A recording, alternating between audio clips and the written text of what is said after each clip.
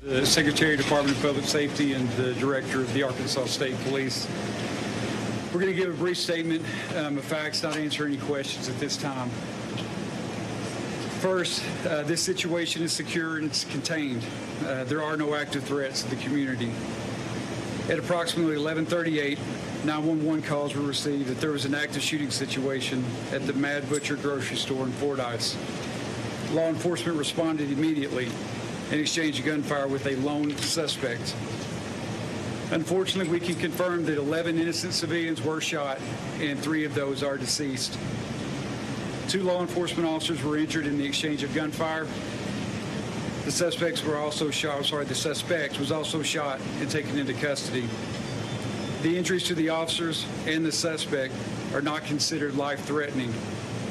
The remaining civilian injuries range from non-life-threatening to extremely critical. The investigation is in its early stages, and we have no information or no more information that we can release at this time. The Arkansas State Police will be the lead investigative agency, and all media inquiries should be routed through our communications department. We do anticipate a further news release later in the evening. I've been in constant contact with Governor Sanders. She's committed any resources needed to aid in this investigation or any support needed for the community of Fordyce and Dallas County. To reiterate the total numbers, we had 11 civilians shot. 3 of those are deceased, and we do have some that are critical. We have 2 law enforcement officers that were shot. Neither of their injuries are considered to be life-threatening. And we had 1 suspect that was shot, is in custody. His injuries are also not life-threatening. Just on behalf of state police, the law enforcement community, all public and first responders, it's tragic. Our hearts are broken. Our prayers, along with Governor Sanders, the entire state of Arkansas will be with this community and with those affected victims. Thank you.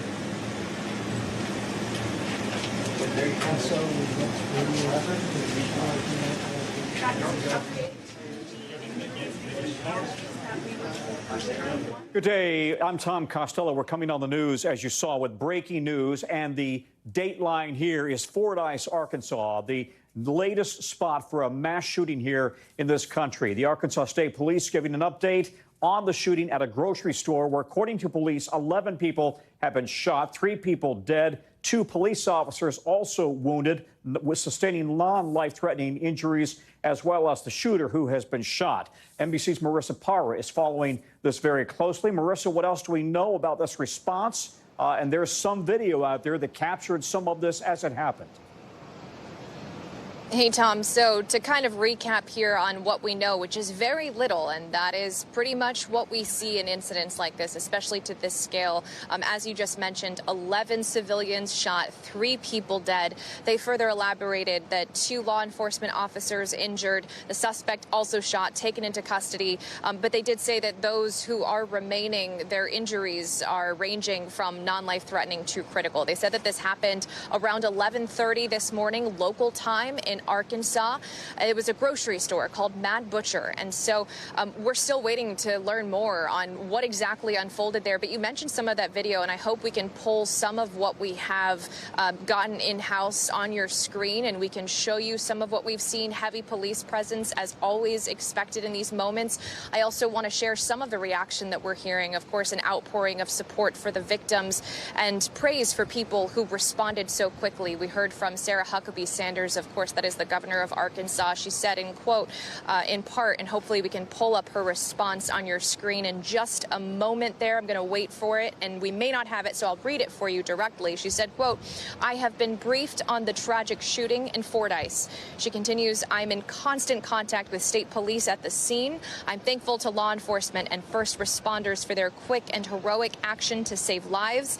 She continues, "My prayers are with the victims and all of those impacted by this horrific incident." Now, Tom, in these moments after a mass shooting, and unfortunately you and I have more experience than we would like in these moments, and there are so many questions. There's always a lot of speculation, a lot of videos pouring in that we have to do the work to verify and also make sure is not too graphic to show. But I would say that from what I have seen, We're seeing people very emotional at the scene. I have seen images of people hugging, and of course we don't know what their specific story is, but no doubt an emotional day for people that were there, that witnessed this. And again, it was at a grocery store, from what we're hearing from Arkansas State Police. We're still waiting to hear more details. We didn't get a lot of them from that presser. It was very brief, as you just heard and saw, but it was a grocery store, so you can only imagine the possibility of someone just trying to go out and shop for their groceries when yet another mass shooting in our country unfolded right in front of them, Tom. Marissa, stand by. Again, we're talking about the shooting in Fordyce, Arkansas that happened at about 11:30 Arkansas time today. We have some video. We're going to show it once. We're not going to repeat it. And this is video from the scene, and it allegedly shows the shooter who was involved in this attack. We'll watch it now. Oh my God, baby. There's somebody over the goddamn Moya Butcher parking lot shooting a goddamn shotgun. Oh my God, baby. There's somebody over. This is a shooter, obviously, who appears to have a high-powered weapon. Apparently, according to that witness, a shotgun. Again, to recap what the state police are reporting, 11 people were shot. 3 are dead. 2 police officers who responded are also wounded but are expected to survive. And the suspect also shot with non-life-threatening injuries. As this story continues to develop, we will continue to bring you those updates as they come in. The Arkansas news coming as there is a rare win for gun safety as the Supreme Court today ruled to uphold a law that keeps guns out of the hands of people accused in some domestic violence cases. The divided and very conservative majority court was almost unanimous on this one, ruling 8-1. Chief Justice John Roberts writing in the opinion that, quote, preventing individuals who threaten physical harm to others from misusing firearms fits comfortably within the tradition.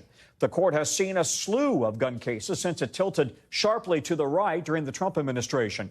Back in 2022, it drastically expanded rights for gun owners by finding for the first time that they have a right to bear arms outside of their homes.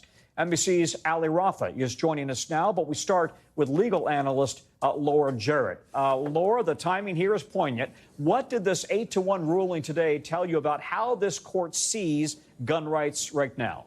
Tom, the majority here very concerned with the fact that the person at issue had already been deemed dangerous by a court. He had a domestic violence restraining order against him. He is somebody who had assaulted his ex-girlfriend, according to prosecutors, and police had said that he also was accused of firing a weapon. And so because he had already been deemed dangerous, the court here thought this is somebody who needs to be disarmed and can be disarmed. Justice Thomas, the lone dissenter there, saying because he hadn't actually been criminally convicted, he was more concerned about his due process rights being infringed here, but he was the lone dissenter, Tom. So it does show that there are some limits when it comes to Second Amendment rights here. Interesting. Hallie, this is a rare win on the gun rights, or the issue of guns, I should say, for the Biden administration, right? Yeah, Tom, this is an administration that's been at odds with so many of this conservative majority court's decisions recently, specifically last week on the matter of bump stocks, the court upholding that ban, Trump-era ban on bump stocks, rather. And in the wake of this decision, the Biden administration is really touting this as a victory, not just for the federal government, but also for victims of domestic violence, for gun control advocates who had all called for the court to uphold this decision. And in the wake of this decision, we saw the Biden team really react and praise it. We saw the president and vice president, both in separate statements, tout this and talk about really how they've used this to reauthorize and strengthen the Violence Against Women's Act that was championed by then Senator Joe Biden. They also talked about the fact that President Biden signed the most comprehensive gun legislation in roughly 3 decades into law. And of course, the Biden campaign bringing the politics of this into it, saying that former President Trump, if elected to a second term, would reverse all of this progress. So the Biden team today seeing this as a major victory, Tom. Laura, the court still has 14 more cases to decide before the break for the summer. What's at the top of your watch list? a bunch of blockbusters still left to come here. Of course, Tom, the most significant, perhaps the one against the former president in the case where he's been accused of trying to overturn the last election. He says he's completely immune. The federal government, the special counsel, Jack Smith, says absolutely not. But even if the court says he's not completely immune, Tom, it appears by all accounts that the court is going to say that the lower courts still have to do some work here to figure out exactly what is immune and what's not immune. And anything that requires more work is going to require more time, which is a strategic win for him. There's also a case that involves essentially the fate of a bunch of prosecutions of January 6 rioters. And then, of course, there's a big case still left to come on abortion, Tom. And by delaying that case for Mr. Trump, obviously the idea being that ultimately, if you move into next year and Mr. Trump is reelected, he could essentially kill the case against him. The entire case goes away.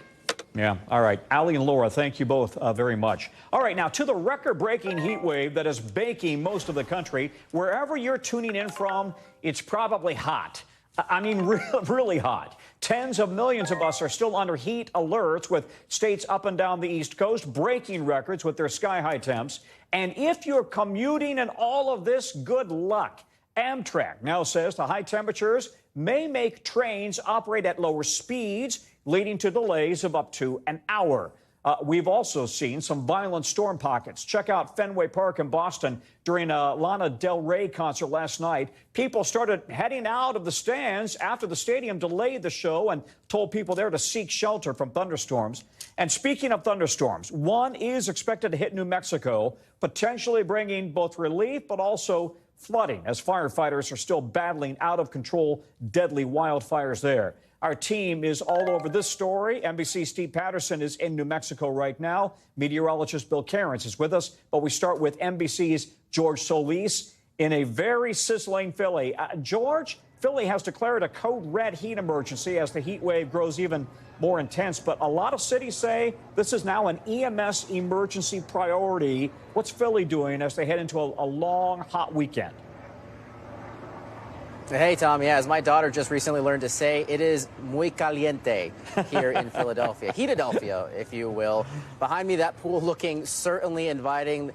Kids are just out and about right now getting some ice cream, which they deserve, but that pool is open right now, and that is one thing the city is doing, making sure these places are staffed so people can beat the heat. The other thing, those critical cooling centers, places that can keep people cool and take a break from this hot, hot sun that's been baking the people here in Philadelphia for the last several days. Those feel like temperatures, just brutal. And again, this has come on pretty quickly. People are having a hard time acclimating. Earlier today, we spoke with one of the people here in charge of just making sure people stay safe. Take a listen to what they're telling people how to beat this heat.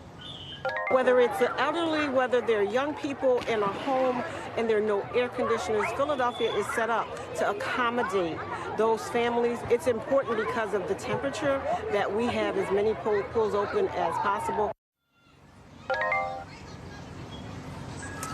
Yeah, Tom, and we can't stress it enough. Staying hydrated, of course, very critical when you have oppressive heat like this, wearing those light fabrics and finding shade. And as you know, right now it's not, we can't report any fatalities, thankfully, but that is really a big concern when you talk about days of heat like this, especially if you're not taking those proper precautions, Tom.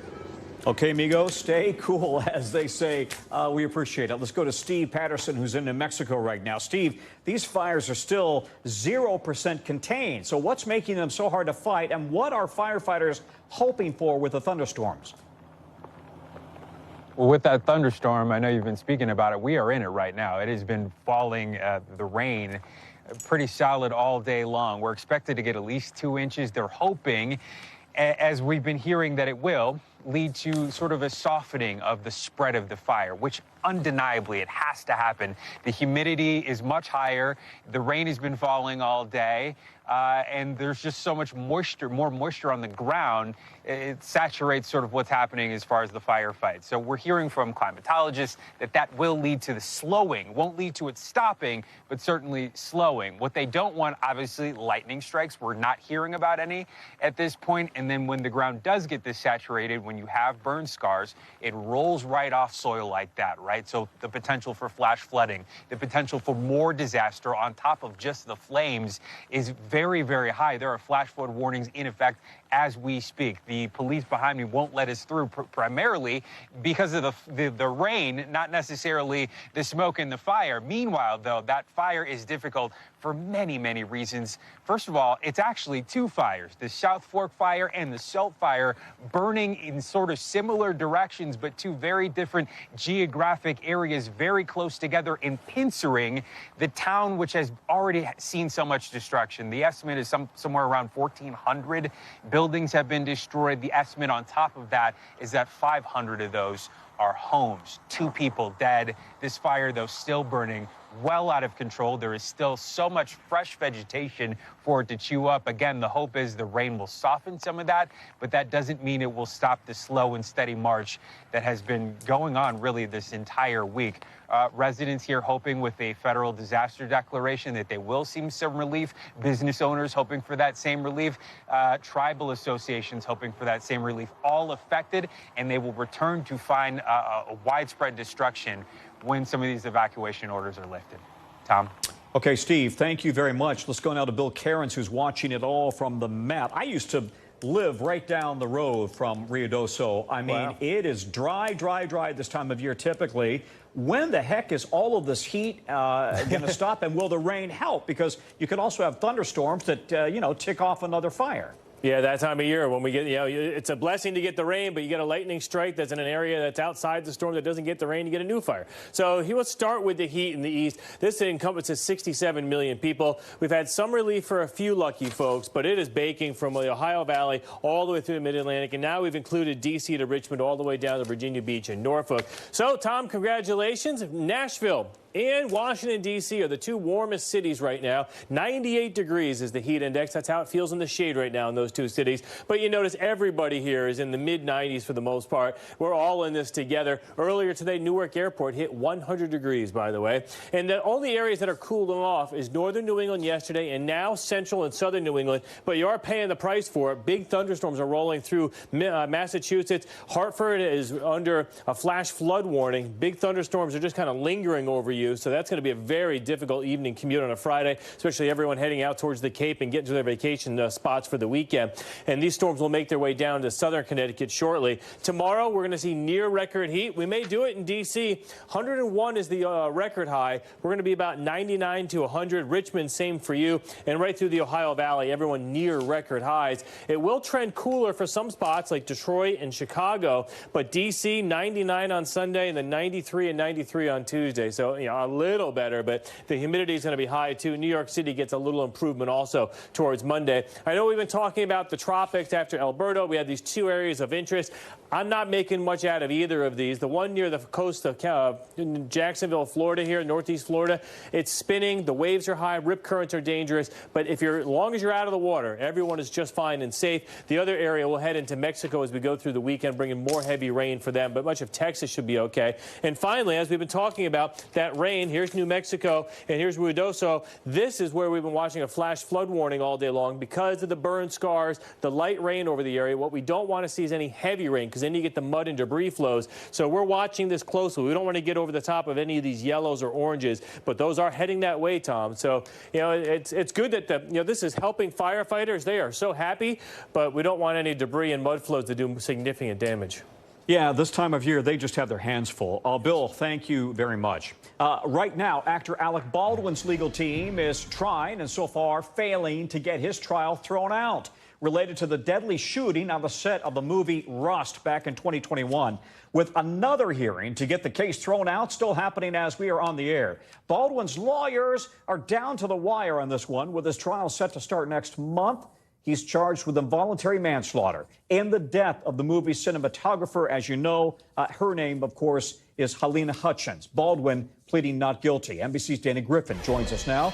Dana, it was a packed day on the case, I understand. The judge also decided that the movie's now convicted armorer, Hannah Gutierrez-Reed, doesn't have to testify at the trial. So what went into that decision?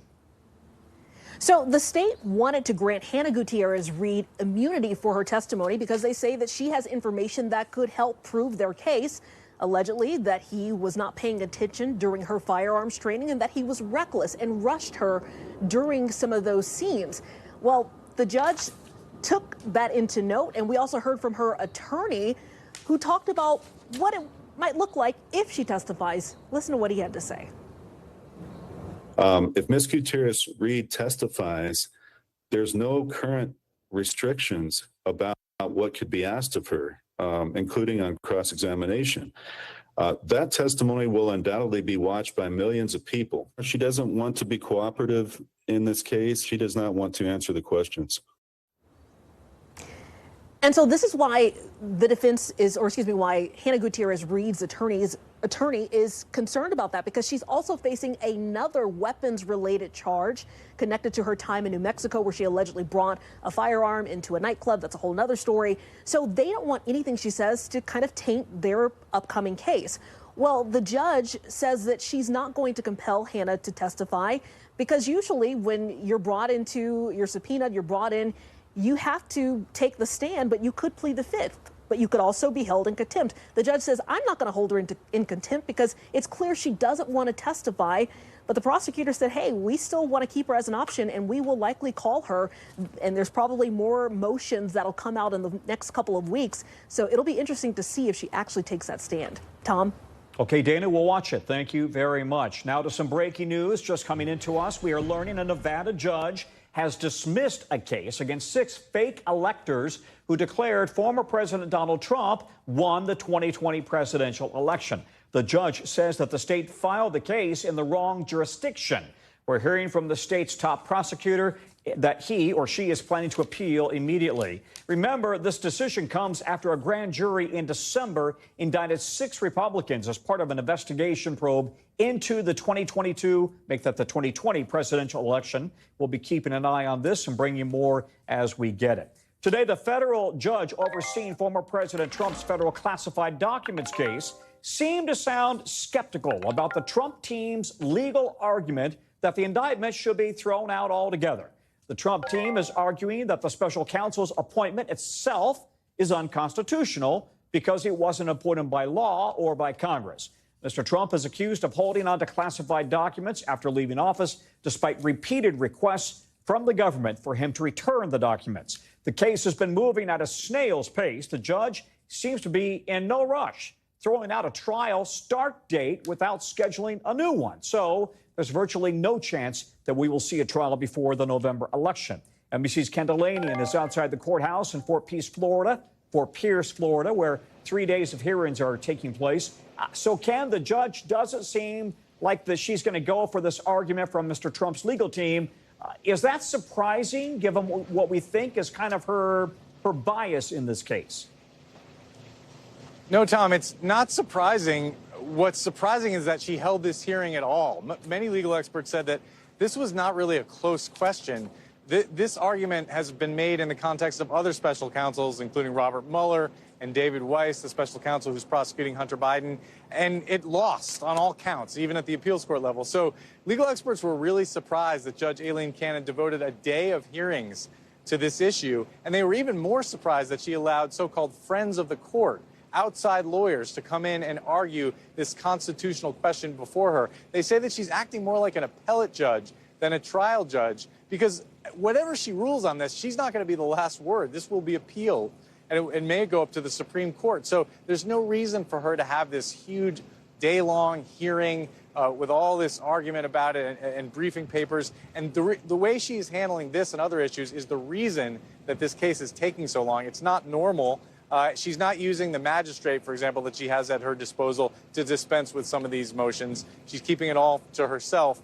So that's drawn a lot of raised eyebrows among the legal community, Tom. Well, to pick up on your point about how this whole thing seems strange, part of a pattern of really unusual decisions by Judge Cannon, right? Can you talk us through that? Yes, so many, Tom. For example, she asked the parties to prepare competing sets of jury instructions, one of which was going to sort of reflect the Trump defense view that he was justified under the Presidential Records Act in keeping those documents. People found that extraordinary. A few weeks ago, the special counsel made a motion to ask her to order Donald Trump to stop lying and saying that the FBI was authorized to use deadly force when it raided his compound at Mar-a-Lago. That was based on a misapprehension of a document. And her response to that was to tell them that they didn't fully consult with Donald Trump's lawyers and they needed to refile the motion. So they did that. She still hasn't ruled on it. She's going to hear arguments on that on Monday. But there's growing frustration in the special counsel's office with her rulings and the way she's handled this case. But she's not done anything, legal experts say, that would really merit a motion to throw her off the case, Tom. But in very, very quickly, Ken, it feels like she's slow walking this case. That's what a lot of people believe, whether it's because she's inexperienced and meticulous or whether it's because of bias. Nobody knows. She says it's because she's trying to be fair to all sides, Tom. Ken Delanian, thank you very much. And a reminder, you can watch the first debate between President Biden and Mr. Trump on Thursday right here on NBC News Now. Now to some important housing news. New data out today shows home prices in the United States hit a record high in the month of May. Listen to this, up 5.8% from last year.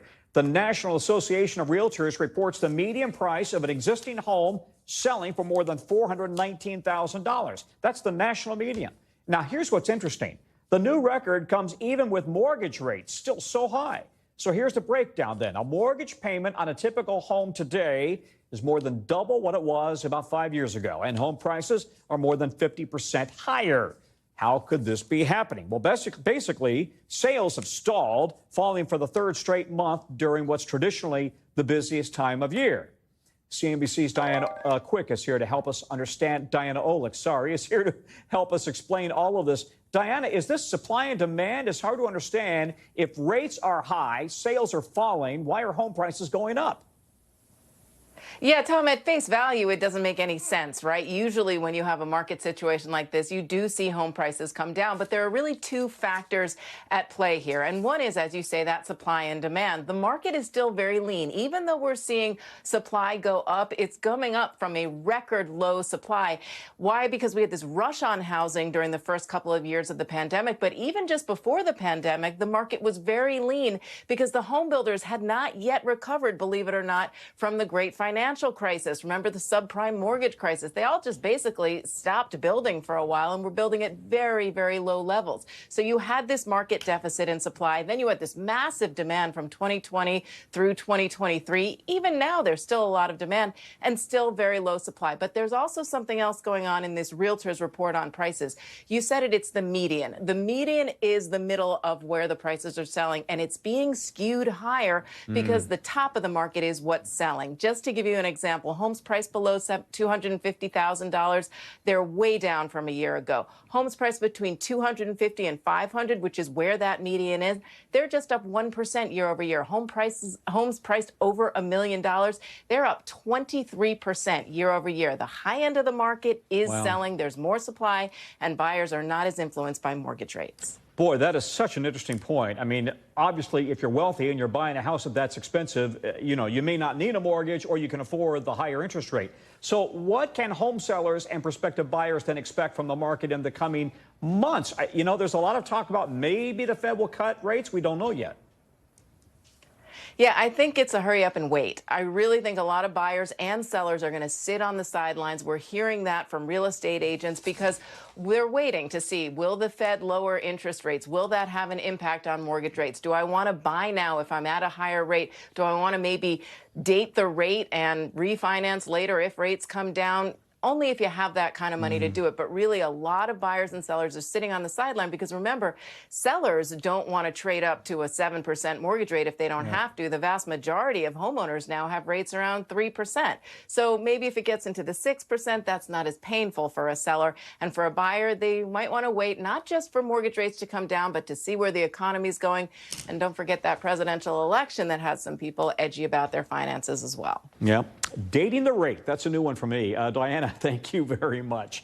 Coming up, a major first from the FDA approving menthol e-cigarettes in the U.S. Why the agency says the move could actually help adult smokers. Plus, what's going on with that mysterious monolith that popped up outside of Las Vegas? Look at that thing. What's up with that? Who did that? We'll get into that when we come back.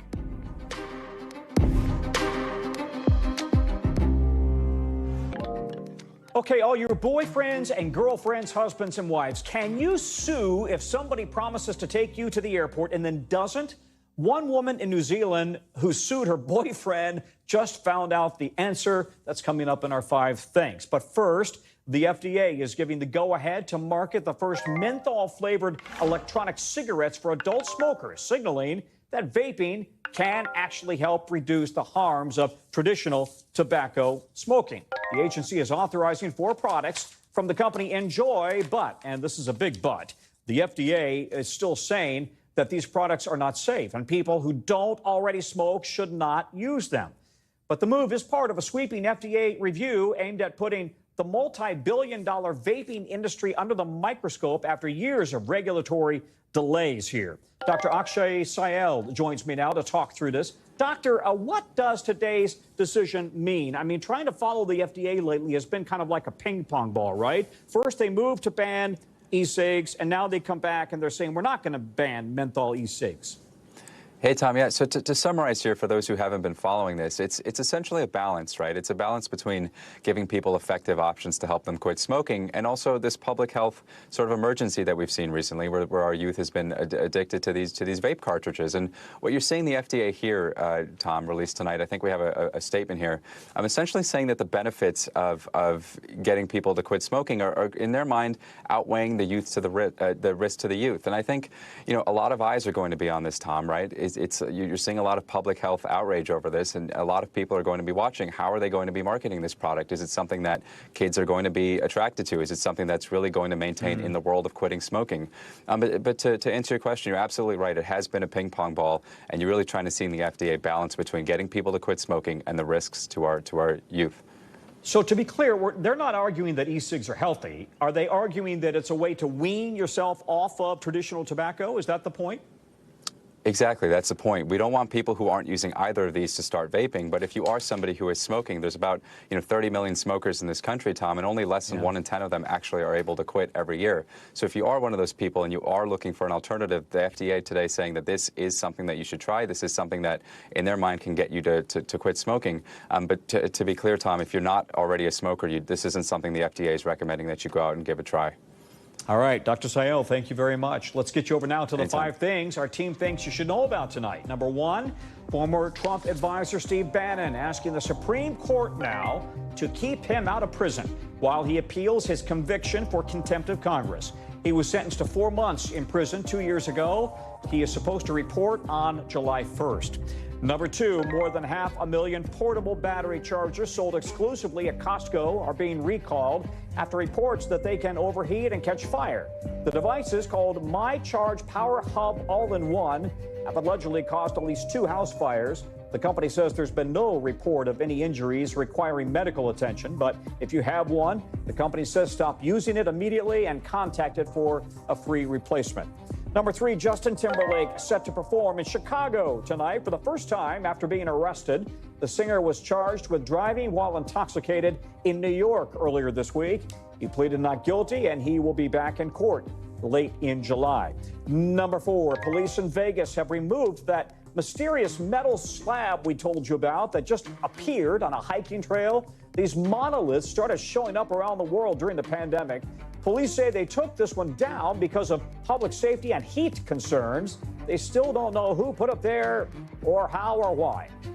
Number 5, a woman in New Zealand, here we go, claims her boyfriend breached a verbal contract after he said he would drop her off at the airport, and then he didn't do it.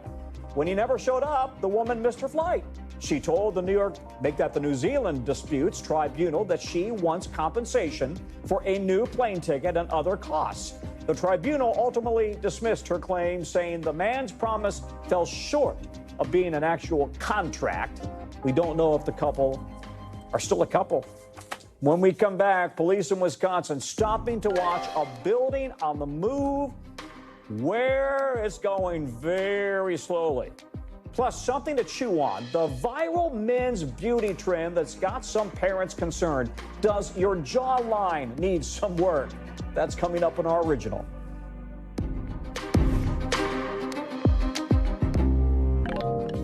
Okay, we're back. $1.5 billion cleanup may be down the drain in France. what the really filthy pollution in the Seine River means for swimming events at the Olympics next month. More on that in just a minute. But first from us, NBC covers hundreds of stories each day, and you know it's awfully tough to read, watch, or listen to everything. So our bureau teams have done it for us. This is what they tell us is going down in the regions, and we call it the local. Out of our Midwest Bureau, take a look at this. A power plant in Michigan, demolished by explosives today, collapsed in less than a minute. The plant had been active for nearly 100 years, but was officially retired 2 years ago. It's now being demolished to make way for redevelopment plans. Also from our Midwest Bureau, crews had to physically move a 400-ton apartment in Wisconsin. Why? Local media say it's to make way for a new apartment building. Folks on the street had to just stop and watch. Of course, nobody is living in the building right now. The move is costing the owner just over $500,000. Out of our Northeast Bureau, Celtics fans are packing the streets in Boston to celebrate the team's championship win. Of course, the Celtics beat the Mavericks Monday night, winning their 18th title, the most in league history. Some of the team's star players sat on floats as they rode through and were celebrated as heroes today in Boston. So listen to this. The people testing the water on the Seine River right there in Paris ahead of the Olympics, they say it's still too dirty, filthy, really, for people to swim in, potentially throwing a massive wrench in organizers' plans to host swimming events in the river. Testing found high levels of bacteria, including E. coli.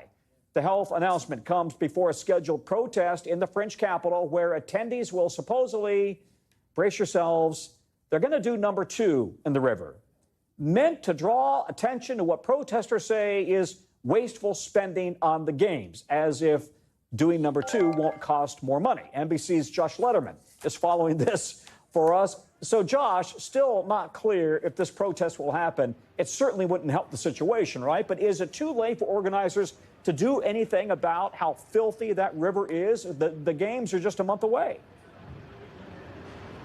Yeah, and this is a huge deal, Tom, because it's not just the swimming parts of the Olympics that could be affected by this, but they are also planning to hold the opening ceremony for the Olympic Games in Paris on the Seine River, with hundreds of thousands of onlookers expected to watch from the riverbeds. And so if this is a no-go zone, that would be hugely problematic. They've spent, as you said, $1.5 billion to retrofit old pipes, to build a overflow reservoir for potential sewage. But so far, along the 4 sites that they have been routinely testing, the levels are routinely still too high, both of E. coli and another contaminant that is found, frankly, in feces. And so the good news is they are not giving up yet. The Olympic organizers say that a lot of this contamination is caused by heavy rainfall that they have had that brings some of the overflow sewage into the river. They are hoping that as we move further into the summer, they will have less rain ahead of those Olympic Games and that the water will clear up in time. But the bad news is, if it doesn't, there is no backup plan, Tom. There is no other location where they can move these events, including the open swimming competitions as well as parts of the triathlon. And so if that were to happen, really the only things they could do would either be to cancel those parts of the competitions or wait a few days in hopes that the water clears up. Tom? There is no way I'd be swimming in that river, dude. I have seen it up close and personal. It's been gross forever. For 100 years, it's been gross. All right, well, good luck. I hope they figure out a solution here. Josh, thank you. To tonight's original now, with in-depth reporting on a topic we've been watching. A new beauty trend on TikTok hitting teenage boys' For You pages and encouraging them to chew special gum for the, quote, perfect jawline. Who doesn't want that? Here's NBC's Yasmin Vasugian with more. You know how we do it. Tonight, a new beauty trend taken off on TikTok, targeting boys who want their jawlines to appear more masculine. Male model secret. You can actually grow your jaw. Here's how. Chewing super duper tough gum. Paid ads for this harder-to-chew gum, part of a so-called looks-maxing trend, encouraging young men to change their physical appearance to fit a certain beauty standard, promising to, quote, elevate your overall attractiveness or train at least 50 face and neck muscles to, quote, change your look in no time. It's concerning for parents. He said, Mom, if I chew this gum, I'm going to get a really strong jawline. And I was like, okay, first of all, who's checking out your jawline? You're 12 years old. And also for mental health experts. We always focus on girls because we notice their mental health and the impact of all of these beauty trends on girls more easily, but it's not new for boys. Let's check out this anti-aging kit. The male beauty industry has taken off in recent years, valued at $55 billion in 2021 and projected to double that by 2030. And on TikTok, men's beauty content gets millions of views, with the hashtag men's grooming reaching nearly 50 million views this week alone. Experts say this could signal a shift in gender norms around self-care. But it's a slippery slope. I think for some boys, there is this opportunity for it to build confidence because they start to step into who they might want to be and what that looks like. But it's when it breaks down the confidence and where the obsession takes over that we then have more problems. Brands like Jawliner and Rockjaw that make this product say it's 2 to 15 times stronger than regular gum, suggesting that's what transforms the jawline. Experts question that. That doesn't necessarily lead to a better, well-defined jaw, and it doesn't change the shape of the jaw. And say they can even cause damage. Typically, teeth that have large fillings in them will break. It's also hard on the joint, and when that is damaged and you're chewing a lot of gum, you're just going to make it worse. This gum also more expensive than regular gum, about 60 cents more a piece. Rockjaw's founder telling NBC News he believes it's time for critics to accept this industry is here to stay. And, quote, on the fundamentals of equality, there are two options: either eradicate all unnatural procedures or to be inclusive of holistic practices.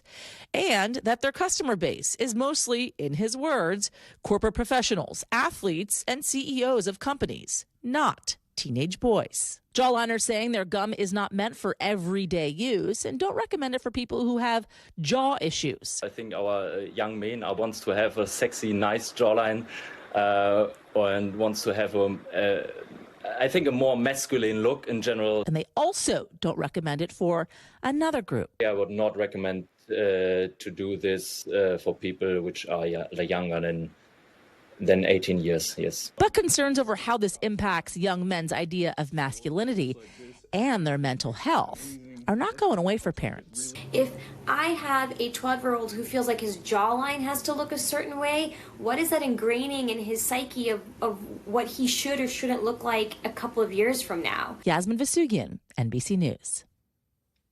Listen to the dentist. Coming up from us, a record number of people set to travel for July 4th this year. So how can you get the most bang for your buck? We're talking about it coming up next.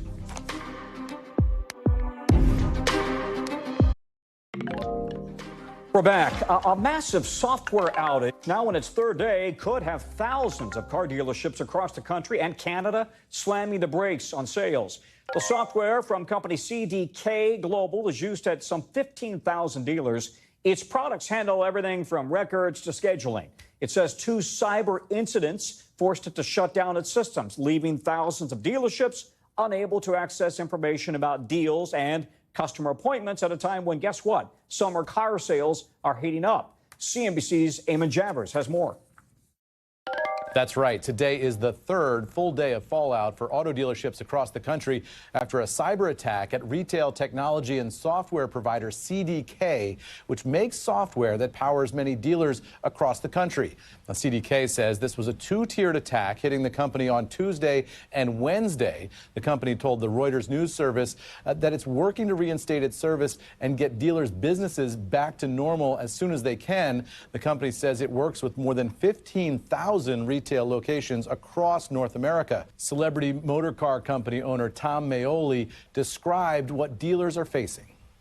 It's a disaster. I have to tell you, customers are coming in, consumers are coming in. You know, we're selling cars, but we can't book the deals. We can't finance the deals. We can't get them to the banks. In a statement, the National Automobile Dealers Association said dealers are very committed to protecting their customer information and are actively seeking information from CDK to determine the nature and scope of the cyber incident so they can respond appropriately.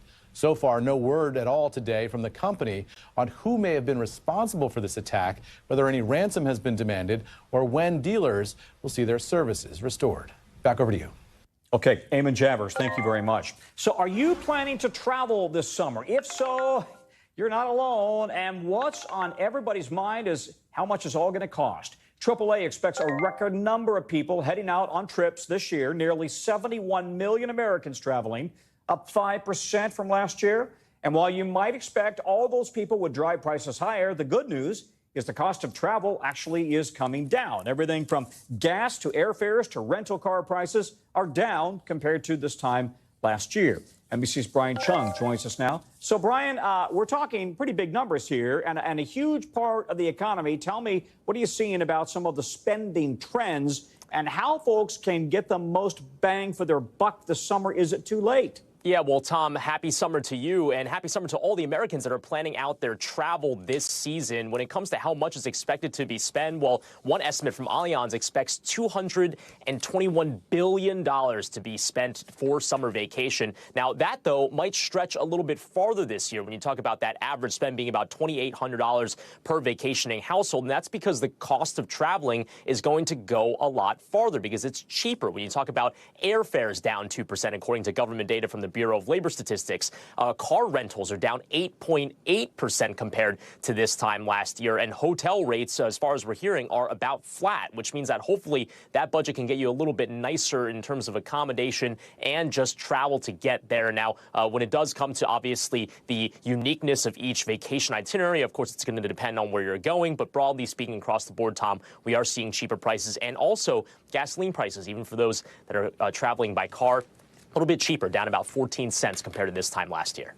Yeah, and importantly, we always note, we know you're paying a heck of a lot more out in California, but the national average right now has really come down. Let's talk about international, right? How would somebody go about looking for lower rates if you're going international? Yeah, well, I mean, when it comes to what experts are telling us, they're saying if it comes to domestic trips, you want to really plan a month or two beforehand to make sure you're getting the best rates. International, you're going to want to wait even have a little bit more lead time, 3 to 4 months. But when it comes to strategies for trying to get the best bang for your buck, yes, it is indeed the case that according to Hopper, prices are cheaper for airline fares. The average ticket about $305. That's about $20 less than this time last year, and that includes both domestic and international airfare. But they say the best way to save, try to book on a Tuesday or Wednesday. Again, Hopper's saying you'll save about $50 per ticket by picking those days as opposed to, of course, the peak days of Friday and Sunday, and avoid the holidays if you can, Tom. Yeah, and listen, if you're with a family of four, that adds up. That's $200 right there. Brian, thank you very much. Brian Chung. Still to come, we are live in London as Taylor Swift kicks off the first of 8 shows tonight. How much the tour is expected to boost London's economy. That's called the Swiftie effect. Coming up next.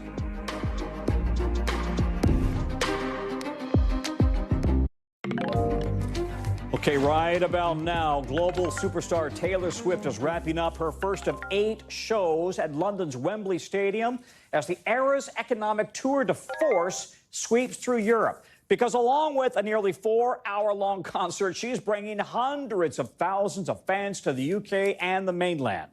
Americans traveling overseas where tickets for shows were usually cheaper and easier to get than here at home. And they're spending a lot of cash on airfare, on hotels, on restaurants, proving that she will never go out of style. See the reference there? Danielle Hamanjan is joining us now. Danielle, when the Eras Tour was here in the United States, local cities saw big bumps in revenue and even inflation as Taylor Swift came through. Friends of mine just flew to Paris, put everybody up in hotels, plus the tickets, plus the meals, transportation. We're talking big money.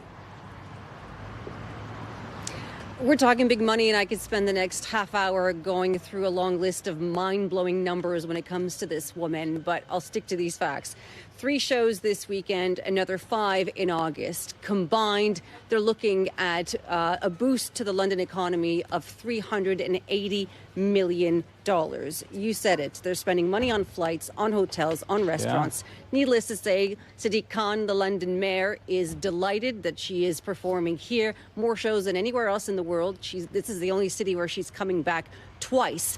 She's performed in Wales. She's performed in Scotland, where she literally caused an earthquake. The fans dancing so hard they caused the ground to shake. But they think, or, the Swiftonomics believe that combined, her shows in the UK could be worth more than $1 billion to the UK economy. Yeah, and the UK economy needs it. It's struggling. So talk to me about how is London celebrating? Well, I'll show you what you might know, the London Underground map. It's been tailored, pun intended. Now like every line is an album. You see what I did there?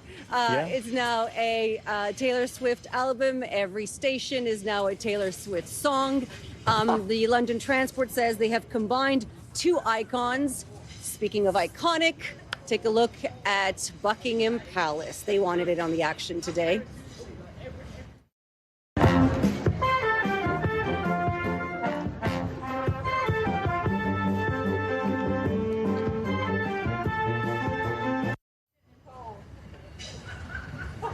Yeah, I hear it. And the it. first few words of that song, I go on too many dates.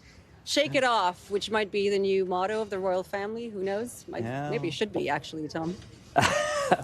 Like it may be. Danielle Himanjian, thank you very much from London. All right, that's a wrap at this hour on News Now. The coverage resumes right now on News Now.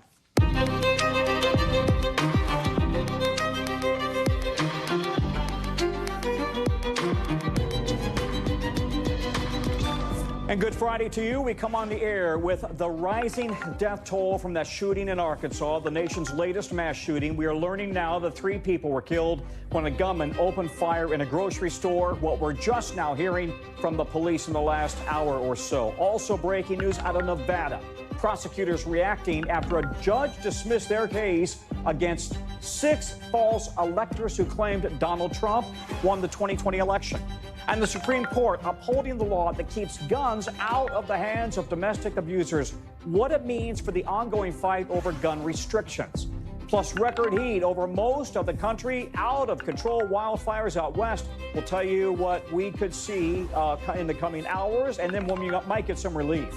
And there's something in the water in Paris that could throw a wrench into some Olympic events. We'll tell you about that.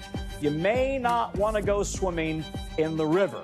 All of that coming up. Good day, I'm Tom Costello. I'm in for Hallie, and we start with a developing situation as we come on the air. A shooting at a grocery store in Arkansas where a gunman opened fire earlier today, killing at least 3 people. Police provided an update in just the last hour. Take a listen. 11 innocent civilians were shot, and 3 of those are deceased. 2 law enforcement officers were injured in the exchange of gunfire. The suspect was also shot and taken into custody. The injuries to the officers and the suspect are not considered life-threatening. We actually have video of the moment the shooting happened. It was posted on social media. We're just showing it once here, and we want to warn you that it is rather graphic and disturbing. We are live here at Mad Butcher in Fordyce, and there is a shooting going on.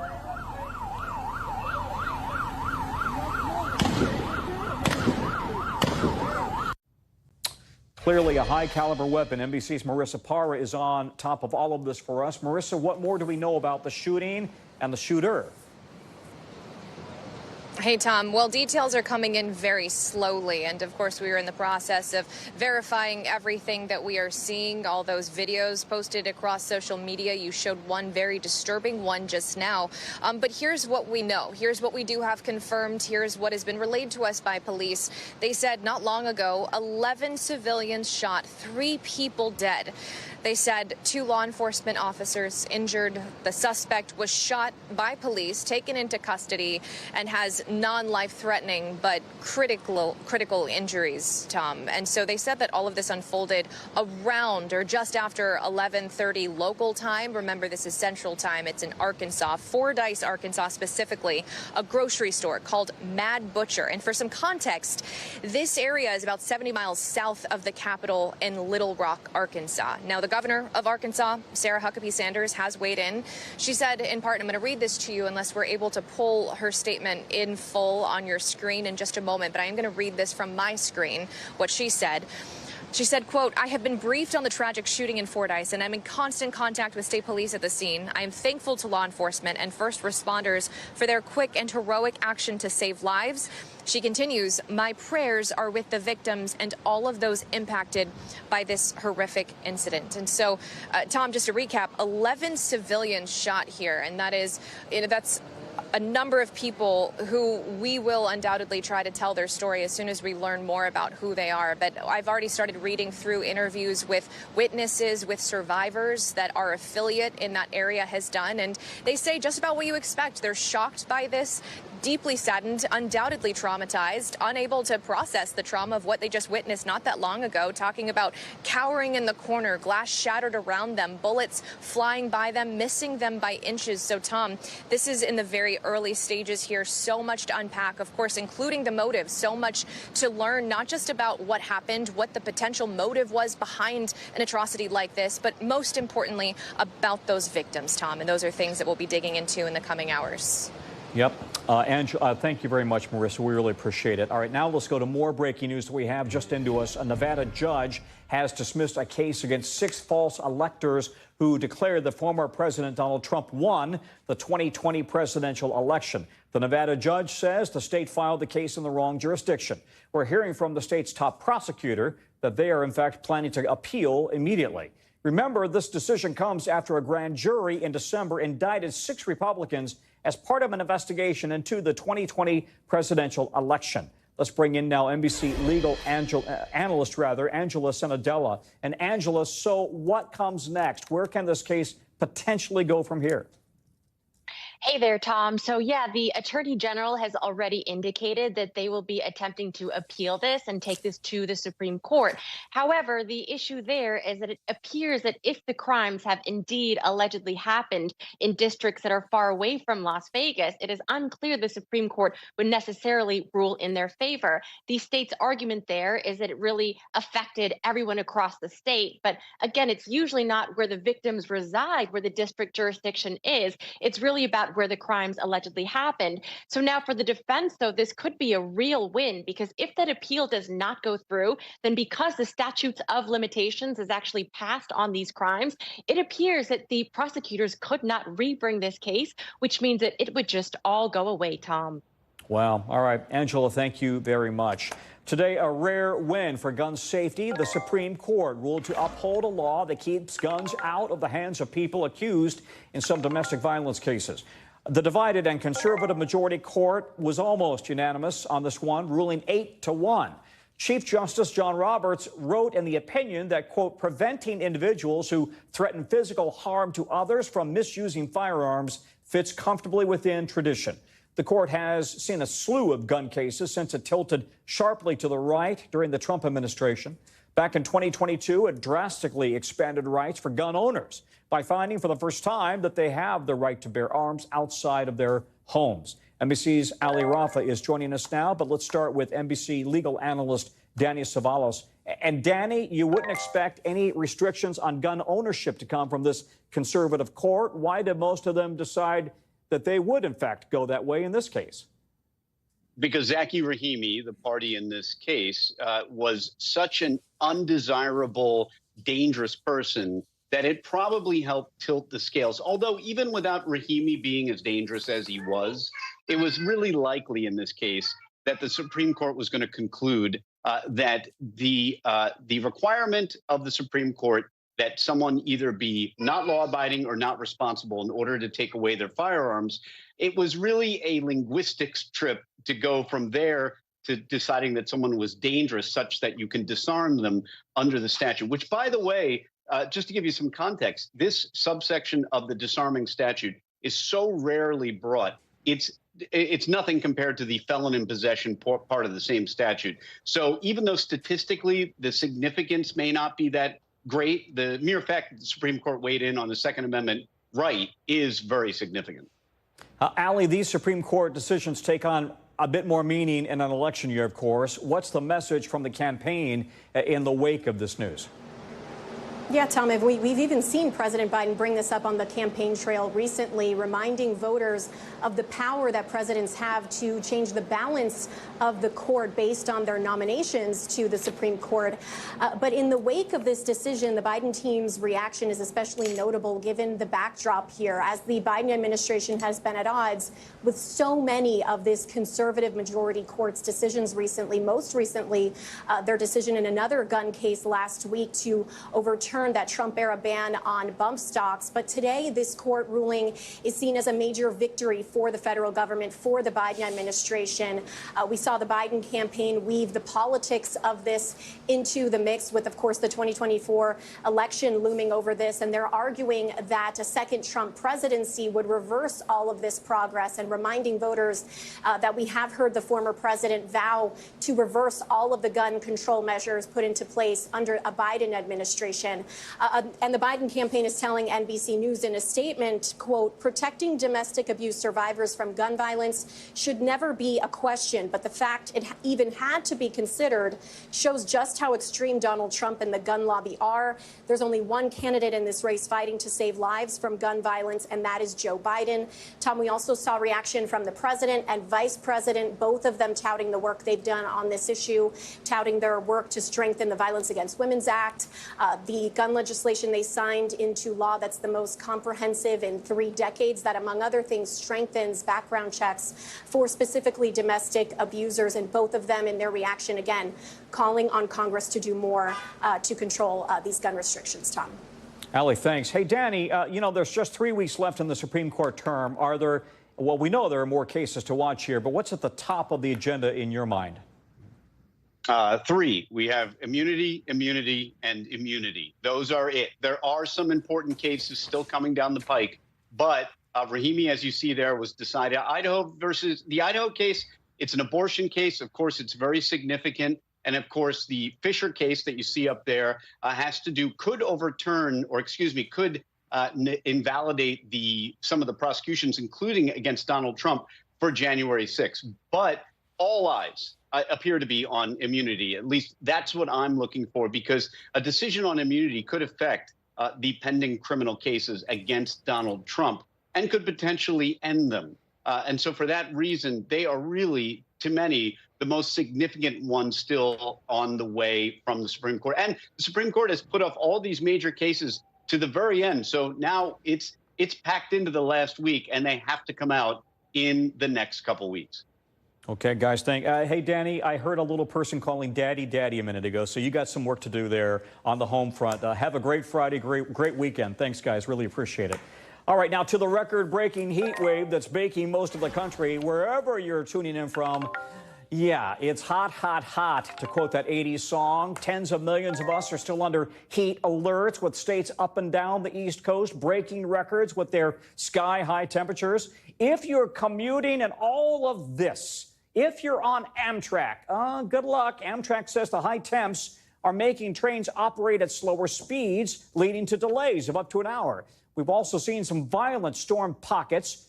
Take a look here at Fenway Park in Boston. During a Lana Del Rey concert last night, people started heading out of the stands after the stadium delayed the show and told folks to seek shelter from thunderstorms.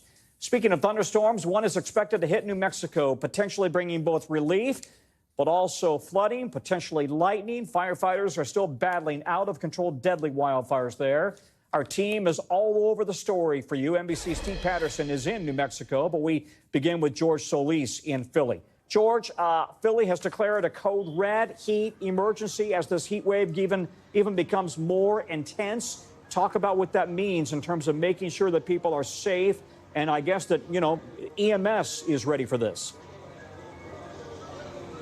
Yeah, Tom, speaking of music, the BOC once sang about burning for you. We have been burning out here in Philadelphia, Heatadelphia, if you will, during these sweltering temperatures. The pool is closed for this evening, but let me tell you, a lot of children and families taking those necessary dips. You can hear Mr. Softy in the background still going, selling those ice creams, because it has been brutal out here for the several days. Not just because the temperatures have been high, it's that heat index that is really the danger, that potential threat of that heat exhaustion, the heat stroke, the hypothermia.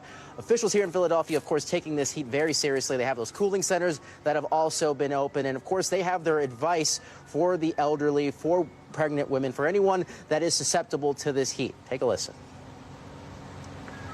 Whether it's the elderly, whether they're young people in a home and there are no air conditioners, Philadelphia is set up to accommodate those families. It's important because of the temperature that we have as many pools open as possible. Yeah, Tom, one thing to remember is that this heat sort of crept up on everyone. By now, most people have time to acclimate to heat, but we've just been hit with this so repeatedly. Of course, the major concern here are those heat-related deaths. Fortunately, none have been reported so far, but historically speaking, those numbers can be pretty staggering when you talk about the heat-related deaths across the U.S. In 2023, for instance, there were approximately 2,300 deaths associated with heat. In 2022, 1,700, and in 2021, a little bit more than 1,600 deaths associated with the heat. So obviously, no numbers that anyone likes to see, but it is something that people obviously have front of mind. So please, please stay hydrated. Wear those loose-fit clothing and find shade, and above all else, just listen to your body when out here in these temperatures for a prolonged period of time. Tom? Hey, George, I appreciate that you arranged the theme music for this report, because we hear the ice cream truck behind you as you're wrapping up. So go get one on the company, okay? You and your crew. Got it. Okay. All right, let's go out to Steve Patterson. He's in New Mexico right now. And Steve, no ice cream truck behind you. The fires are 0% contained. No. I understand firefighters are saying that this well, let me ask you, what does firefighting mean for the rest of the season, since we're just now at the beginning of fire season? It is likely the harbinger of a really, really bad season. We're talking about 3,200 square miles of the West that has burnt up already. There are 20 major, large, active fires burning right now. It is basically because of climate conditions, right? The extremes. We came off of these years of drought, followed by record rains over the past year or so, followed by more sort of hot, dry temperatures, which means all that brush that had built up has now been sapped by the sun and the extremely dry temperatures, which has just created runways of bone-dry brush all across the West. It's particularly bad in Oregon, in Washington State, in California, and of course now dangerously really bad here in New Mexico. We've seen the result of that. Firefighters on the front lines of not one, but 2 fires. If you added the totals of the acreage that have burned in the area that I'm standing, it would be larger than the size of Manhattan, 24,000 acres. But again, it's divvied up, right? So you have the South Fork fire on the north side and the Salt fire on the south side, and small communities in the middle. About 8,000 people had to be evacuated from their homes. Many of their homes have burned. 1,400 structures have been destroyed. The estimate is that 500 of those are homes. The governor, as well as Congress here in the state, signing a letter, sending it to President Biden, asking him to declare a major disaster declaration. He has done that. That means it will free up federal resources for homeowners, for businesses, for tribal lands. They will need that money. 2 people have unfortunately died here as well, burned up in that small town, which is not far from where I'm standing. All of this, of course, coming on the edge of fresh rain. It's been raining all day. There are benefits. There are drawbacks. The benefits we've already started to see. Higher humidity, of course, more saturated ground, lower temperatures, all of that. Great. perfect for fighting a fire. What it does also mean is that with these burn scars, it creates unsettled soil, rolls right off if you have any moisture on it, which creates the possibility for flash flooding. That's what we're looking at right now. If this means that could include lightning strikes on top of this storm, well, that's the potential for brand new fires. So sort of the good with the bad. Firefighters, of course, hoping that they can at least get a foothold before anything worse happens and start getting some containment on these fires, because at this point, there is none. Tom? Steve Patterson, thank you very much. Let's stay in New Mexico. Right now, actor Alec Baldwin's legal team trying, and so far failing, to get his trial thrown out related to the deadly shooting on the set of the movie Rust back in 2021, with another hearing to get the case thrown out still happening as we're going on the air. Baldwin's lawyers are down to the wire with this trial set to start next month. He's charged with involuntary manslaughter in New Mexico in the death of the movie cinematographer. Her name, of course, is Hallie Hutchins. Baldwin is pleading not guilty. NBC's Dana Griffin joins me now. Dana, it was a packed day on the Baldwin case. Talk us through the motions that were brought up today. Yeah, so Tom, 5 motions that we've been hearing since 8 o'clock Mountain Time. And the judge has dismissed 4 of them. 1 was withdrawn, and right now we're getting through that last one, and the defense is essentially arguing to dismiss the indictment with prejudice based on the state's destruction of evidence. And the reason they're asking for that is because that prop gun that fired that deadly round was destroyed during FBI testing. They were doing what was called an accidental misfire or discharge test to try to see if they could make that weapon fire without pulling the trigger. They were successful, but it took a mallet to strike that weapon, and obviously it damaged that. So the defense is arguing that that's destruction of evidence. The prosecution claims that that weapon was in proper working order before it went to the FBI lab. So we hope to hear from the judge in just a few moments. Tom? And these are just some of the many attempts from Baldwin's team to turn things around, right? But it's getting close to the trial now. Where does this go from here? Yeah. It's likely that we are going to see Alec Baldwin in that defense chair come July 10th when this trial is expected to start, because, again, this is, I think, the 3rd motion to dismiss the indictment from the Baldwin team, and the judge has denied every single one. So this is kind of the last-ditch effort to try to get these charges thrown out, and unless there is something super compelling that the judge finds, we will likely see this go to trial, and Alec Baldwin is facing up to 18 months in prison if convicted. That is the same sentence the armorer Hannah Gutierrez-Reed got earlier this month when she was convicted. And just another note, that was part of the hearing today. The state wanted to grant her immunity to get her to testify, but it looks like that is not going to happen. The judge denying that request for immunity, and even her attorneys arguing that she's not cooperative. The judge acknowledging she doesn't want to do this. So we likely will not hear from her. And if so, we're going to hear her take the 5th, like we saw, or at least what the prosecutor saw during her pre-trial hearing. So it's a wait and see kind of game. Tom? Yeah, and how would that work, help or hurt Alec Baldwin? I guess we'll see. Dana, thank you very much. Today, the federal judge overseeing former President Trump's federal classified documents case seemed to sound skeptical about the Trump team's legal argument that the indictment should be thrown out altogether. The Trump team is arguing that the special counsel's appointment is unconstitutional because he wasn't appointed by law or by Congress. Now, Trump is accused of holding on to classified documents after leaving office, despite repeated requests for him to turn them over back to the government.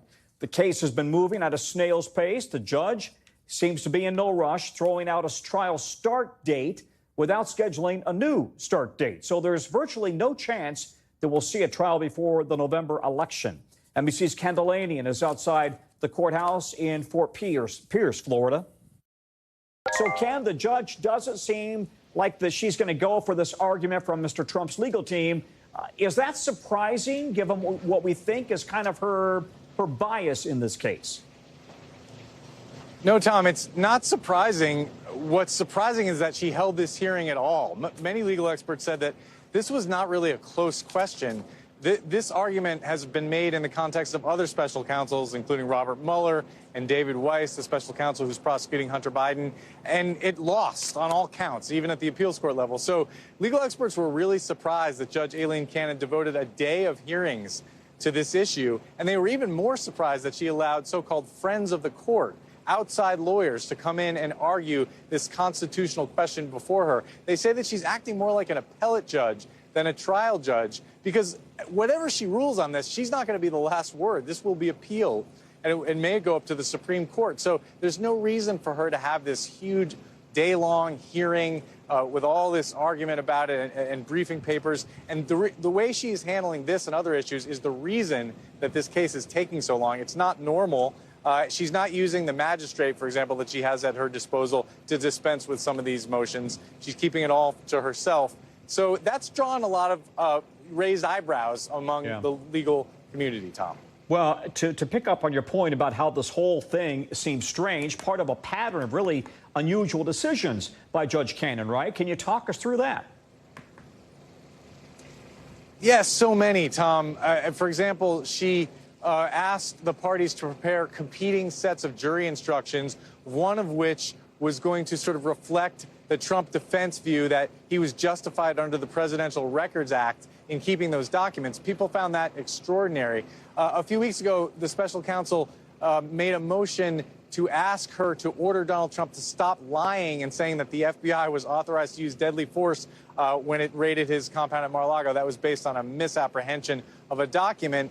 And her response to that was to tell them that they didn't fully consult with Donald Trump's lawyers and they needed to refile the motion. So they did that. She still hasn't ruled on it. She's going to hear arguments on that on Monday. But there's growing frustration in the special counsel's office with her rulings and the way she's handled this case. But she's not done anything, legal experts say, that would really merit a motion to throw her off the case, Tom. But in very, very quickly, Ken, it feels like she's slow walking this case. That's what a lot of people believe. Whether it's because she's inexperienced and meticulous or whether it's because of bias, nobody knows. She says it's because she's trying to be fair to all sides, Tom. Ken Delanian, thank you very much. And a reminder, you can watch the first debate between President Biden and Mr. Trump on Thursday right here on NBC News Now. Now to some important housing news. New data out today shows home prices in the U.S. hit a record high in the month of May, up 5.8% from last year. The National Association of Realtors reports the median price of an existing home selling for more than $419,000. Now, here's what's interesting. The new record comes even with mortgage rates as high as they are. Here's the breakdown. The mortgage payment on a typical home today is more than double what it was just 5 years ago, and home prices are more than 50% higher. How could this be happening? Well, basically, sales have stalled, falling for the third straight month during what's traditionally the busiest time of the year. CNBC's Diana Olick is joining us now to break it all down. Diana, is this supply and demand? It's hard to understand. If rates are high, sales are falling, why are home prices going up? Yeah, Tom, at face value, it doesn't make any sense, right? Usually when you have a market situation like this, you do see home prices come down. But there are really two factors at play here. And one is, as you say, that supply and demand. The market is still very lean. Even though we're seeing supply go up, it's coming up from a record low supply. Why? Because we had this rush on housing during the first couple of years of the pandemic. But even just before the pandemic, the market was very lean because the home builders had not yet recovered, believe it or not, from the great financial crisis. Remember the subprime mortgage crisis? They all just basically stopped building for a while and were building at very, very low levels. So you had this market deficit in supply. Then you had this massive demand from 2020 through 2023. Even now, there's still a lot of demand and still very low supply. But there's also something else going on in this realtors report on prices. You said it, it's the median. The median is the middle of where the prices are selling, and it's being skewed higher because the top of the market is what's selling. Just to give you an example, homes priced below $250,000, they're way down from a year ago. Homes priced between $250,000 and $500,000, which is where that median is, they're just up 1% year over year. Homes priced over $1 million, they're up 23% year over year. The high end of the market is selling. There's more supply, and buyers are not as influenced by mortgage rates. Boy, that is such an interesting point. I mean, obviously, if you're wealthy and you're buying a house that's expensive, you know, you may not need a mortgage or you can afford the higher interest rate. So what can home sellers and prospective buyers then expect from the market in the coming months? You know, there's a lot of talk about maybe the Fed will cut rates. We don't know yet. Yeah, I think it's a hurry up and wait. I really think a lot of buyers and sellers are going to sit on the sidelines. We're hearing that from real estate agents because we're waiting to see, will the Fed lower interest rates? Will that have an impact on mortgage rates? Do I want to buy now if I'm at a higher rate? Do I want to maybe date the rate and refinance later if rates come down? Only if you have that kind of money to do it. But really, a lot of buyers and sellers are sitting on the sideline because, remember, sellers don't want to trade up to a 7% mortgage rate if they don't have to. The vast majority of homeowners now have rates around 3%. So maybe if it gets into the 6%, that's not as painful for a seller. And for a buyer, they might want to wait not just for mortgage rates to come down, but to see where the economy is going. And don't forget that presidential election that has some people edgy about their finances as well. Yeah. Dating the rate. That's a new one for me. Diana, thank you very much. Coming up from us, an American man arrested in Turks and Caicos for having ammunition in his bag learned his fate today, what he must do before he can come home. Plus, how one WNBA team is making league history. Stay with us. Coming back.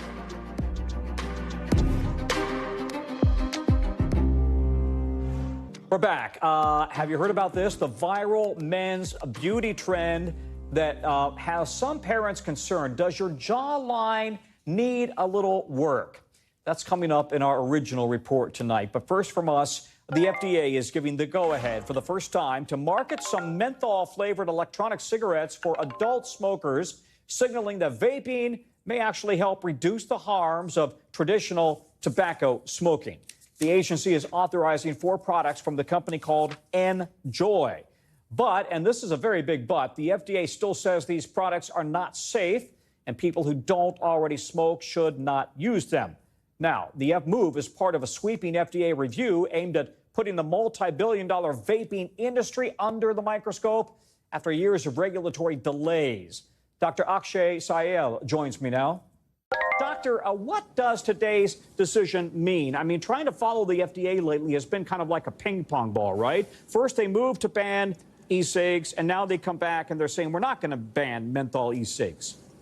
Hey, Tom. Yeah, so to summarize here, for those who haven't been following this, it's essentially a balance, right? It's a balance between giving people effective options to help them quit smoking and also this public health sort of emergency that we've seen recently where our youth has been addicted to these vape cartridges. And what you're seeing the FDA here, Tom, released tonight, I think we have a statement here. I'm essentially saying that the benefits of getting people to quit smoking are in their mind outweighing the youth to the risk to the youth. And I think, you know, a lot of eyes are going to be on this, Tom, right? You're seeing a lot of public health outrage over this, and a lot of people are going to be watching. How are they going to be marketing this product? Is it something that kids are going to be attracted to? Is it something that's really going to maintain in the world of quitting smoking? But to answer your question, you're absolutely right. It has been a ping pong ball, and you're really trying to see in the FDA balance between getting people to quit smoking and the risks to our youth. So to be clear, they're not arguing that e-cigs are healthy. Are they arguing that it's a way to wean yourself off of traditional tobacco? Is that the point?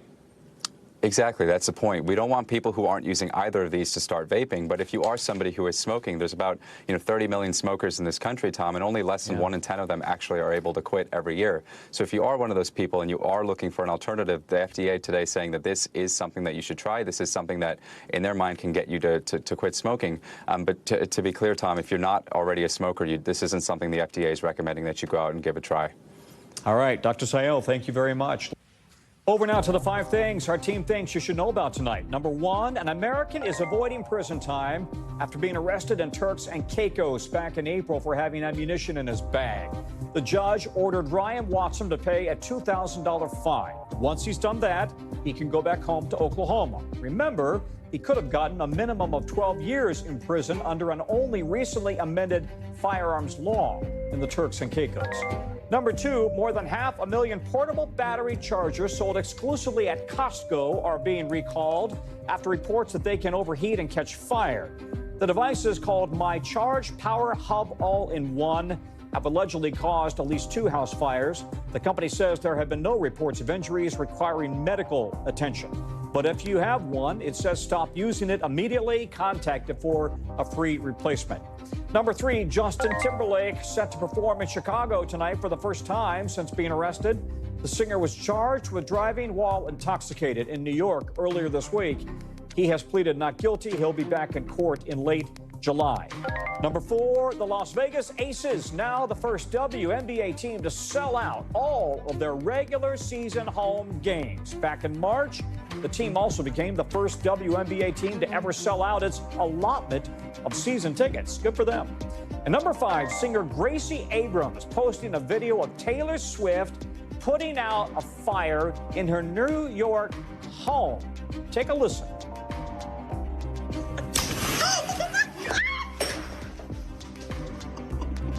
Okay, we told you about it yesterday, how the two were up late. They had a candle that fell over. Thankfully, Swift was there to save the day. She grabbed a fire extinguisher before anybody was injured. And of course, somebody first grabbed their home video camera to capture her dealing with the fire. We have more Swift news later in the show. Don't go anywhere. Our executive producer is all over that. Also coming up, $1.5 billion cleanup may be down the drain in France, and what the really filthy pollution in the Seine River means for swimming events at the Olympics next month. Plus, why thousands of people gathered at Stonehenge.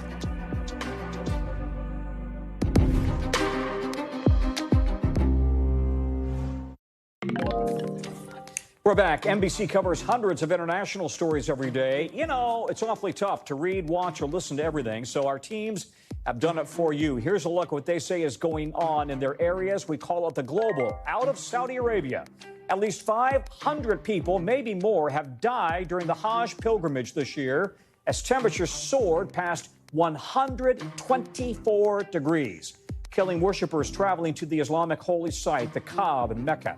Last year, 2,000 people suffered from heat stress at the pilgrimage. Scientists warn the situation could grow worse in the years to come. In the Balkans, people there also suffering under intense heat as a power outage struck Montenegro, Bosnia, Albania, and most of Croatia's coast today, shutting down roads, businesses, and leaving people with no AC. Montenegro's energy minister says the increase in power consumption and the heat itself caused the shutdown. And in the UK, thousands gathered at Stonehenge to commemorate the summer solstice, the longest day of the year in the Northern Hemisphere. Celebrations taking place just 2 days after environmental protesters painted Stonehenge, covering it with orange marks. The graffiti has been removed now, that according to site managers. Did you read about this? The people testing the water in the Seine River in Paris ahead of the Olympics say it is still filthy. Too filthy for people to swim in, potentially throwing a massive wrench in the organizers' plans to host swimming events in the river. Testing found high levels, we don't want to gross you out, but high levels of bacteria, including E. coli in the river. Now, the announcement comes before a scheduled protest in Paris where attendees are supposed to be, okay, brace yourself, supposed to be going number 2 in the river to protest. It's meant to draw attention to what protesters say is wasteful spending on the games. NBC's Josh Letterman is following this for us. So, Josh, still not clear if this protest will happen. It certainly wouldn't help the situation, right? But is it too late for organizers to do anything about how filthy that river is? The games are just a month away.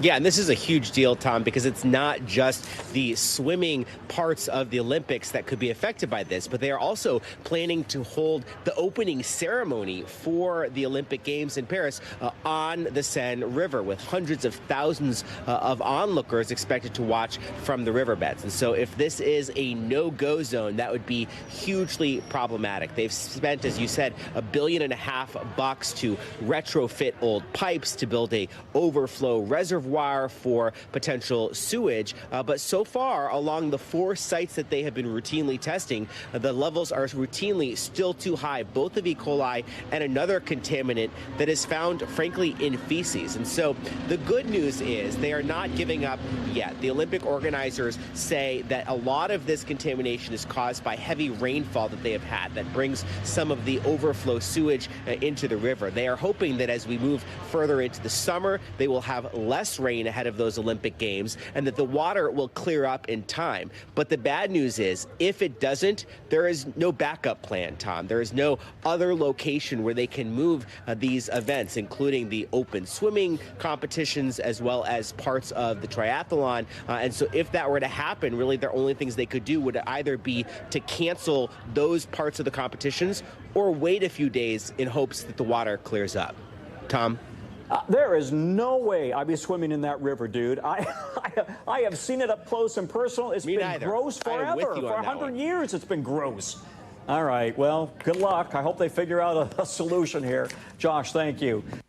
All right, to tonight's original with in-depth reporting on a topic we've been watching closely. A new beauty trend on TikTok hitting teenage boys For You pages and encouraging them to choose special gum for the, quote, perfect jawline. Something everybody wants, right? Yasmin Vasugian has more. You know how we do it. Tonight, a new beauty trend taken off on TikTok, targeting boys who want their jawlines to appear more masculine. Male model secret. You can actually grow your jaw. Here's how. Chewing super duper tough gum. Paid ads for this harder to chew gum, part of a so-called looks maxing trend, encouraging young men to change their physical appearance to fit a certain beauty standard, promising to, quote, elevate your overall attractiveness or train at least 50 face and neck muscles to, quote, change your look in no time. It's concerning for parents. He said, Mom, if I chew this gum, I'm going to get a really strong jawline. And I was like, okay, first of all, who's checking out your jawline? You're 12 years old. And also for mental health experts. We always focus on girls because we notice their mental health and the impact of all of these beauty trends on girls more easily, but it's not new for boys. Let's check out this anti-aging kit. The male beauty industry has taken off in recent years, valued at $55 billion in 2021 and projected to double that by 2030. And on TikTok, men's beauty content gets millions of views, with the hashtag men's grooming reaching nearly 50 million views this week alone. Experts say this could signal a shift in gender norms around self-care. But it's a slippery slope. I think for some boys, there is this opportunity for it to build confidence because they start to step into who they might want to be and what that looks like. But it's when it breaks down the confidence and where the obsession takes over that we then have more problems. Brands like Jawliner and Rockjaw that make this product say it's 2 to 15 times stronger than regular gum, suggesting that's what transforms the jawline. Experts question that. That doesn't necessarily lead to a better, well-defined jaw, and it doesn't change the shape of the jaw. And say they can even cause damage. Typically, teeth that have large fillings in them will break. It's also hard on the joint, and when that is damaged and you're chewing a lot of gum, you're just going to make it worse. This gum also more expensive than regular gum, about 60 cents more a piece. Rockjaw's founder telling NBC News he believes it's time for critics to accept this industry is here to stay. And, quote, on the fundamentals of equality, there are two options, either eradicate all unnatural procedures or to be inclusive of holistic practices.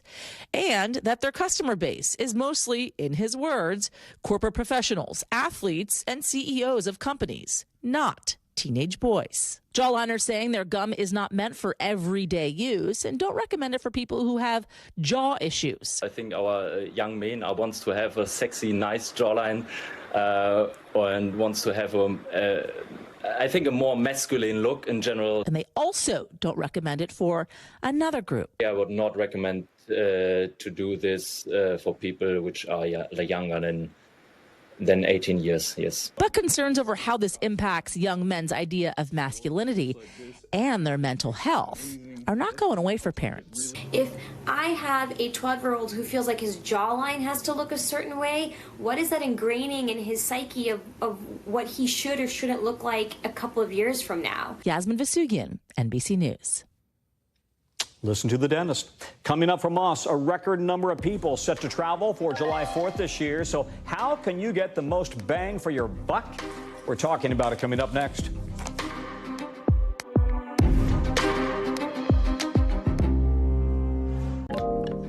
We're back.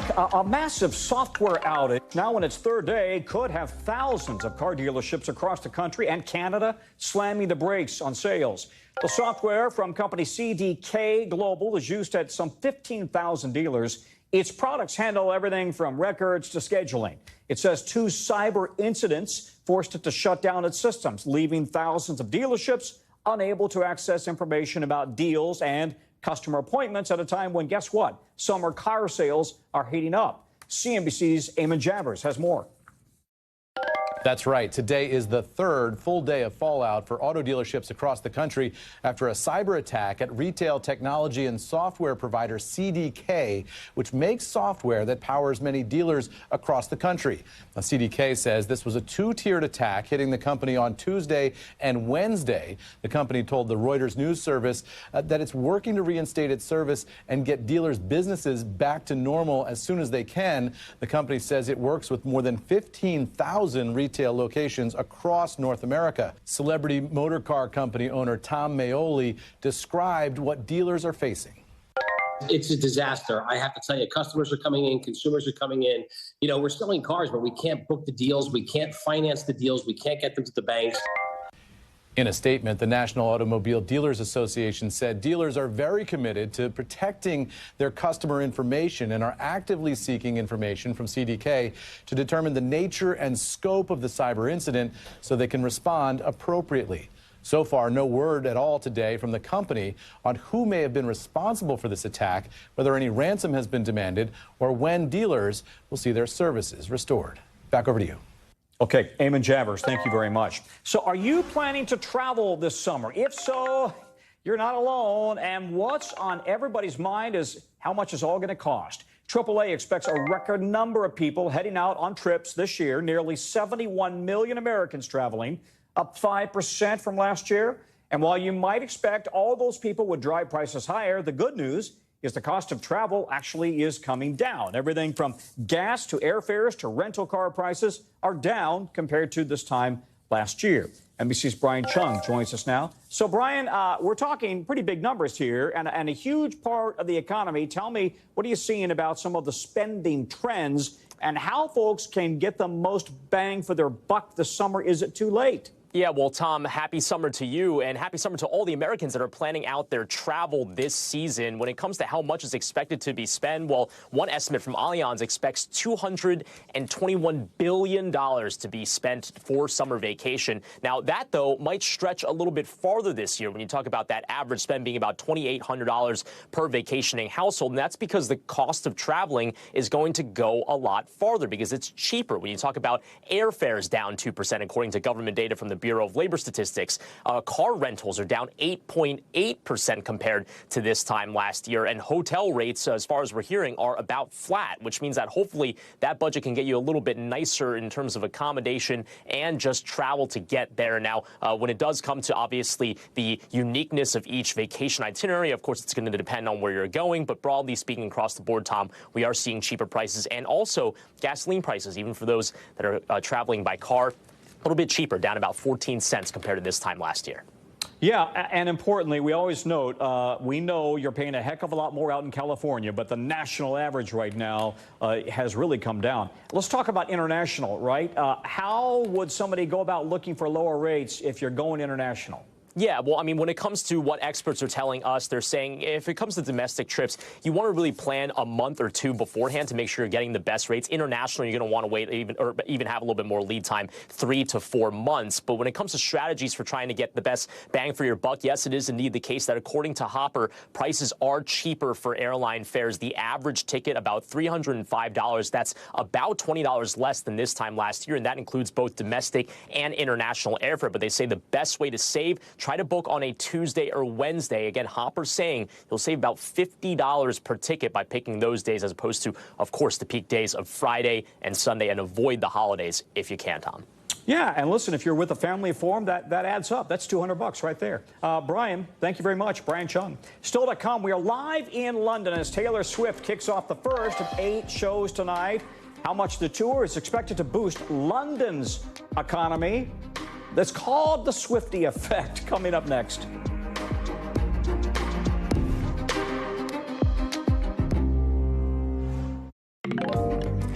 Okay, right about now, global superstar Taylor Swift is wrapping up her first of 8 shows at London's Wembley Stadium as the Eras economic tour de force sweeps through Europe. Because along with a nearly 4-hour-long concert, she's bringing hundreds of thousands of fans to the UK and the mainland.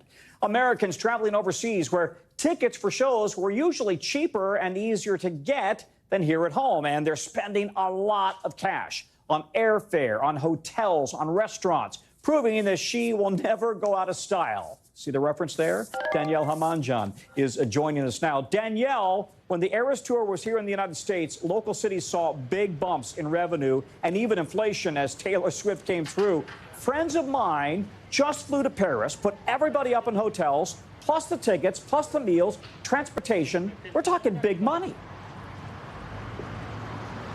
We're talking big money, and I could spend the next half hour going through a long list of mind-blowing numbers when it comes to this woman, but I'll stick to these facts. 3 shows this weekend, another 5 in August. Combined, they're looking at a boost to the London economy of $380 million. You said it. They're spending money on flights, on hotels, on restaurants. Yeah. Needless to say, Sadiq Khan, the London mayor, is delighted that she is performing here. More shows than anywhere else in the world. This is the only city where she's coming back twice. She's performed in Wales. She's performed in Scotland, where she literally caused an earthquake. The fans dancing so hard they caused the ground to shake. But they think, or, the Swiftonomics believe that combined, her shows in the UK could be worth more than $1 billion to the UK economy. Yeah, and the UK economy needs it. It's struggling. So talk to me about how is London celebrating? Well, I'll show you what you might know, the London Underground map. It's been tailored, pun intended. Now like every line is an album. You see what I did there? It's now a Taylor Swift album. Every station is now a Taylor Swift song. The London Transport says they have combined 2 icons. Speaking of iconic, take a look at Buckingham Palace. They wanted it on the action today.